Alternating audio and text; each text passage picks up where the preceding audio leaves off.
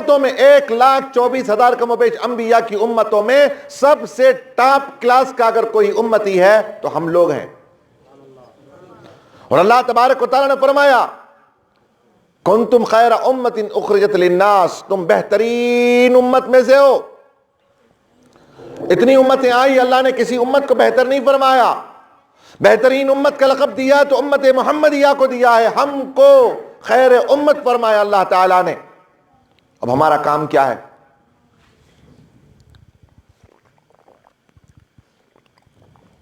ہمارا کام خیر امت کا فرمایا. آگے فرماتا ہے خیر امت کے لیے فرمایا کنتم خیر امت اخرجت للناس تأمرون بالمعروف وتنہون عن المنکر.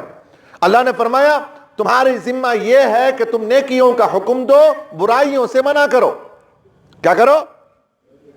نیکیوں کا حکم دو، آرڈر کرو نیکیوں کا، اور برائی سے خود بھی بچو اور دوسروں کو بھی بچاؤ. کریں گے کیا؟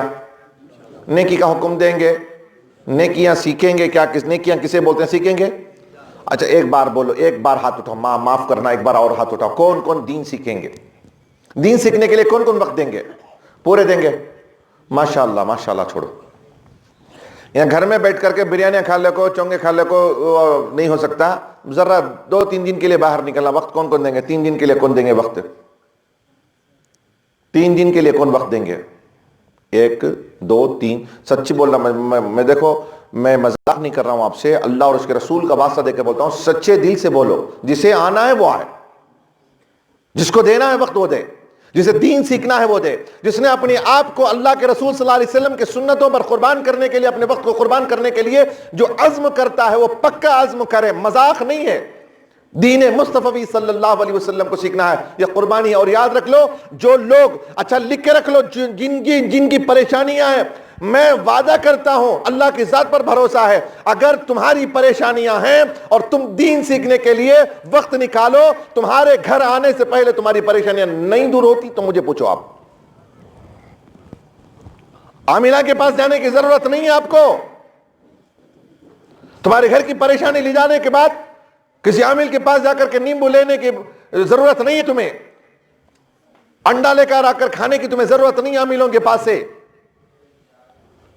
فرمایا کہ اگر تمہاری پریشانی ہے، یہ آزمودہ ہے، دین سیکھنے کے لیے آپ وقت نکالو.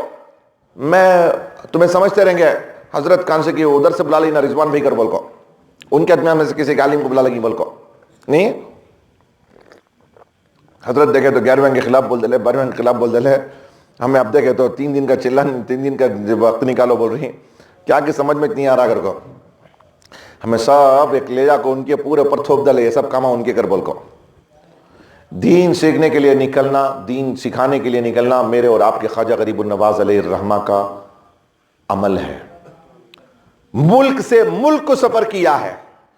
آقا دو جہاں صلی اللہ علیہ وسلم نے دین سکھانے کے لیے ہند کے لیے خواجہ ہند کو بھیجا، نائب رسول بنا کر بھیجا، انہیں دین سیکھنے کے لیے بھیجا، دین سکھانے کے لیے بھیجا. سمجھ رہے میری بات کو؟ میں یہ نہیں کہہ رہا ہوں کہ آپ یہ مت سمجھیے کہ حضرت بولے کھوپرے میں وہ 11 چراغ جلاتے نا، نکو جلاؤ بولے بول کر کے. نکو جلاؤ نہیں بابا، کھوپرے کو رکھ کر کے جلا کر راکھ مت کرو اسے فضول ہے، فضول خرچی ہے، وہ فضول خرچی میں. اور آپ جب بھی جاتے ہیں چادر، گاؤں میں سے 5 جنے گئے، بولو کسی خواجہ غریب النواز علیہ الرحمہ کی بارگاہ میں گئے، سب کی 5 فیملی گئے، 5 فیملی بھی ارادہ کرے چادر اڑانے کی. کیا چادر اڑانے کی آپ نے منت کی ہے؟ 5 جنے چادر اڑائے تو کیا مان لیں گے کہ بات ہو؟ خواجہ چادر، تمہارے چادر کے محتاج ہیں خواجہ غریب النواز ہے. منت کہیں کوئی سی کرتے ہیں آپ لوگ چادر اڑانے کی؟ میرا سوال ہے، پورے جا کر دیکھو نا، ذرا ذرا خود میں کھینچتے رہتے وہ چادر، آپ ڈال کے جاؤ، نکال دیتے باہر بھیج دیتے، نکال دیتے باہر بھیج دیتے. آپ لیتے ہوں گے 800 روپے کی چادر لیتے ہوں گے، 1000 روپے کی چادر لیتے ہوں، 500 روپے کی چادر لیتے ہوں گے، وہی ریٹرن آتا ہے پھر جاتا ہے، وہی جاتا ہے آتا ہے. آپ وہ 500 روپے کسی غریب یتیم کو دے دو آپ، اور کہو کہ اے اللہ اس کا ثواب حضور خواجہ غریب النواز علیہ الرحمہ کے روح کو پہنچا. یہ طریقہ کار ہے.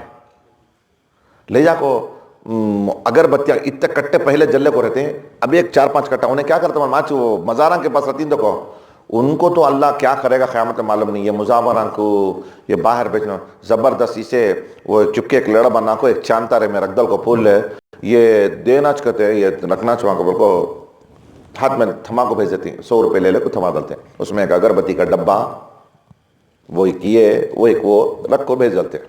ہمیں وہ نہیں کہ تو ہماری حاضریش نہیں ہوتی وہاں انہوں قبولش نہیں کریں گے. ادھر مسجد میں بزرگ کی مسجد میں خواجہ غریب نواز علیہ رحمہ کی مسجد میں جو ہے وہ شاہجہاں مسجد ہے شاید لگی ہوئی ایک مسجد ہے اجمیر شریف میں. وہاں نماز ظہر ادا ہو رہی ہے ادھر نماز ہو رہی ہے ادھر بازار میں بیٹھیں سو فاتحہ پڑھ لے کو. ظہر کا وقت نمازوں کے اوقات ادھر حی علی الصلاۃ حی علی الفلاح کی آواز صدائیں بلند ہو رہی ہیں اور یہ ہمارا سنی ادھر فاتحہ پڑھ لے بیٹھے ہیں. جماعت جا رہی ہے فکرش نہیں سے کان میں جوں بھی رینگتی نہیں سے بیٹھا ہوا ہے.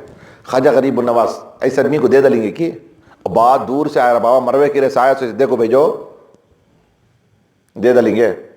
ہرگز نہیں دیتے ہرگز نہیں. خدا کی عزت کی قسم خدا کو ناراض کر کے اس خواجہ غریب النواز علیہ رحمہ کی بارگاہ میں جاؤ گے خواجہ کچھ نہیں دیں گے. ادھر رب کو راضی کرو نماز پڑھو نماز کے بعد جاؤ بارگاہ میں جا کے کہو خواجہ میں نے اللہ کی بارگاہ میں سجدہ جو شکر بھی ادا کیا ہے. خواجہ آپ تو بزرگ ہیں آپ تو اللہ کے برگزیدہ بندے ہیں آپ تو اللہ کے ولی ہیں آپ کی بات کو اللہ سنتا ہے.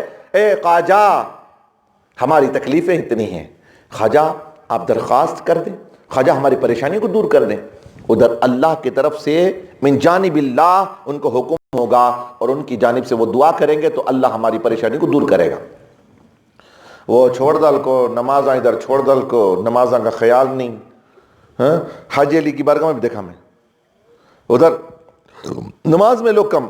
جیسے اور ایک جگہ ہے یارب بابا کی درگاہ دکنی کوٹا دیکھیں آپ کو اس میں کون کون گئے دکنی کوٹا یارب بابا کی درگاہ پہ 1 2 3 جنے گئی ذرا جنہیں کو معلوم کچھ نہیں انہوں تمہیں عظیم کہہ رہیں گے.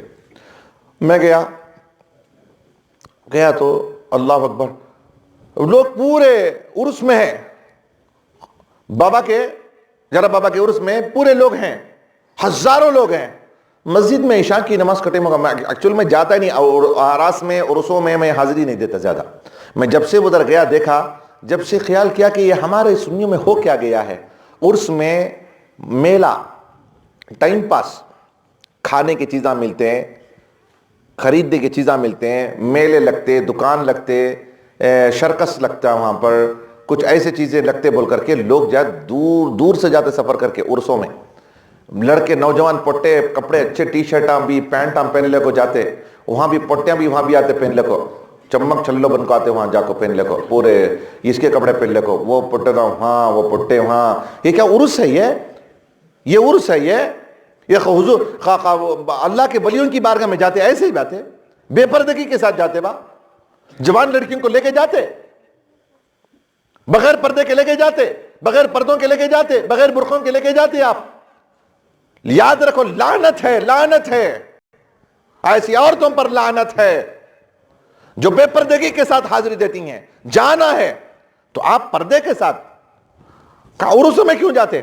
فیضان ملتا وہاں تو درگاہ کے اندر تو آپ جانے کی اجازت عورتوں کو جانے کی اجازت بھی نہیں ہے. اعلیٰ حضرت علیہ رحمہ ہے نہیں اعلیٰ حضرت علیہ رحمہ سنیوں کے محسن ہے کہ نہیں ہے؟ دیکھو بابا کیا بھی معلوم.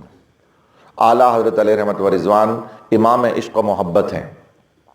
سرکار اعلیٰ حضرت امام عشق و محبت ہیں. اعلیٰ حضرت علیہ رحمت و رضوان سے پوچھا گیا کہ عورتیں مزار پہ جاتی ہیں تو کتنا ثواب ملتا ہے؟ تو آپ نے فرمایا یہ پوچھو کہ گھر سے نکل کر واپس آنے تک کتنی لعنتیں ان پر نازل ہوتی ہیں. اور یہاں معلوم نہیں سکا عورتیں نکل جاتے مردہ کچھ معلوم نہیں رہتا عورتیں نکل کو جا کو آ بھی جاتے ہیں.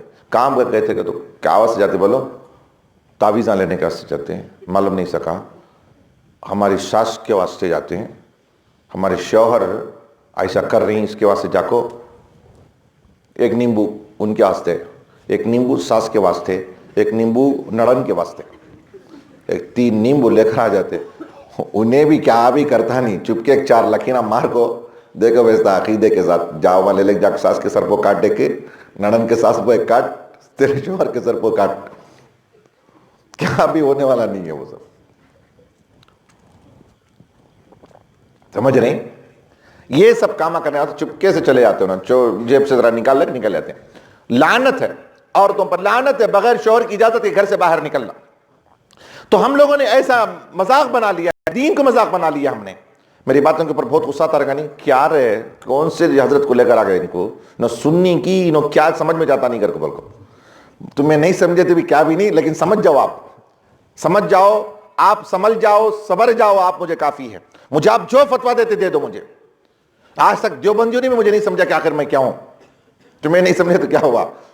آپ اتنا سمجھو کہ دین شریعت مصطفی صلی اللہ علیہ وسلم پر چلنے کو کہتے ہیں، آخر تو جہاں صلی اللہ علیہ وسلم کے سنتوں پر عمل کرنے کو دین کہتے ہیں۔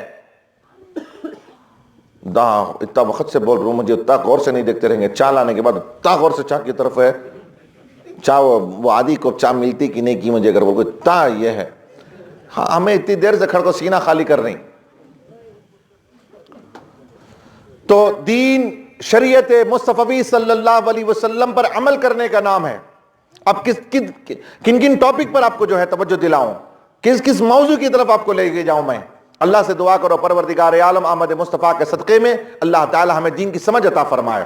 اللہ کے رسول صلی اللہ علیہ وسلم ارشاد فرماتے ہیں، اللہ تبارک و تعالی جس کے ساتھ بھلائی کا معاملہ کرنا چاہتا ہے، جس کے ساتھ خیر کا معاملہ کرنا چاہتا ہے، اسے دین کی سمجھ عطا کر دیتا ہے، اسے دین کی سمجھ عطا کر دیتا ہے۔ تو انشاءاللہ آج کے بعد میری باتوں کو یاد